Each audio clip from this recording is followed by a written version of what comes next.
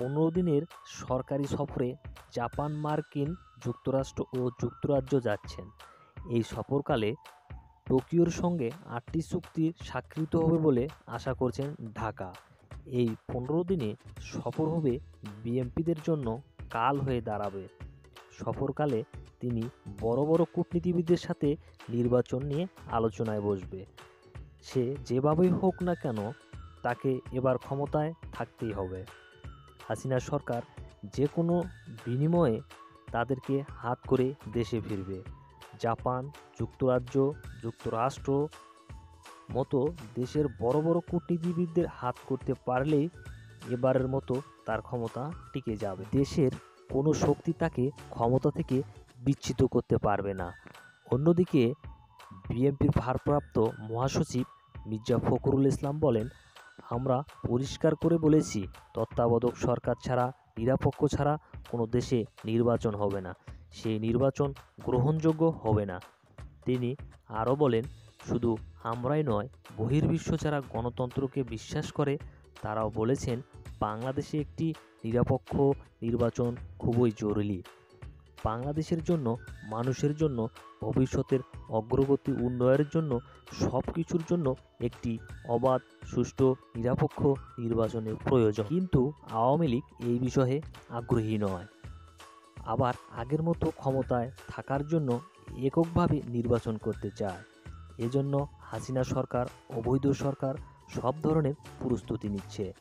বিএনপির চেয়ারপারসন কার্যালয়ের সাংবাদিকের সঙ্গে আলাপকালে একথা বলেন মির্জা ফখরুল ইসলাম।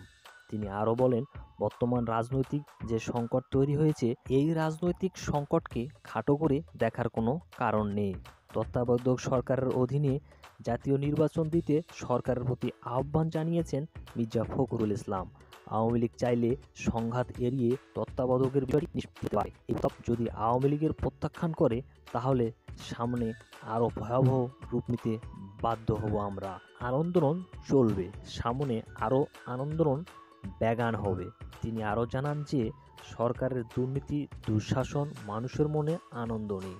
সরকারকে দুর্নীতি, লুটপাট, অব্যবস্থাপনা সহ দুঃশাসন মানুষকে অতিষ্ঠ করেছে। আওয়ামী লীগকে উদ্দেশ্য করে বলেন, যত তাড়াতাড়ি ক্ষমতাসীনরা দাবি মেনে নিবে ততই তাদের জন্য, জনগণের জন্য মঙ্গল। অন্যথায় গণ অভ্যুত্থানের মাধ্যমে গণবিচ্ছিন্ন ফ্যাসিস্ট সরকারের চির বিদায় নিতে হবে। এই অভ্যুত্থান পরিস্থিতির জন্য আওয়ামী লীগ সরকারকে দায়ী থাকতে হবে। বিএনপি কেন্দ্রীয় কার্যালয়ে এক সংসদ সম্মেলনে এসব কথা বলেন। দ্রব্যমূল্যের ঊর্ধ্বগতি এরই আবহাওয়া দলের নেতাকর্মীদের বিরুদ্ধে মামলা ও গ্রেপ্তার নিয়ে উদ্বেগ প্রকাশ করেন বিএনপির চেয়ারপারসন বেগম খালেদা জিয়া। এই সঙ্গে দেশের জনগণকে গণতন্ত্র পুনরুদ্ধারের কাজ আন্দোলন চলমান রাখার তাগিদ দিয়েছেন তিনি। বেগম খালেদা জিয়ার সঙ্গে বিএনপির শীর্ষ নেতারা তার বাসভবনে ঈদের শুভেচ্ছা বিনিময় করতে গেলে তাদের মাধ্যমে এই বার্তা দিয়ে বিএনপি চেয়ারপারসন। পরের শুভেচ্ছা জানানোর শেষে সাংবাদিকের প্রশ্ন জবাবে এসব কথা জানিয়েছেন তিনি। অন্য প্রসঙ্গ, ভারতে 50 সদস্য একটি বাণিজ্যিক প্রতিনিধি দল রাশিয়া 4 দিনের সফর শুরু করেছে। ইউক্রেন রাশিয়ার আক্রমণের প্রেক্ষাপটে ভারত রাশিয়ার মধ্যে বিদ্যমান অর্থনৈতিক সম্পর্ক আরও গভীর করার প্রচেষ্টা রয়েছে দেশ দুটি। এ সপ্তাহের শুরুতেই রাশিয়ার উপর প্রধানমন্ত্রী ডেনিস মান্ত্রুভ নয়াদিল্লি সফর করেন। এ সময় দুই দেশের মন্ত্রী জানান, ভারত ও রাশিয়ার মধ্যে বাণিজ্যিক চুক্তি বিষয়ে আলোচনা রয়েছে। সাম্প্রতিক মাসগুলোতে ভারত বৃহত্তম অপরিশোধিত তেল সরবরাহকারী দেশ হিসেবে আবির্ভূত হয়েছে।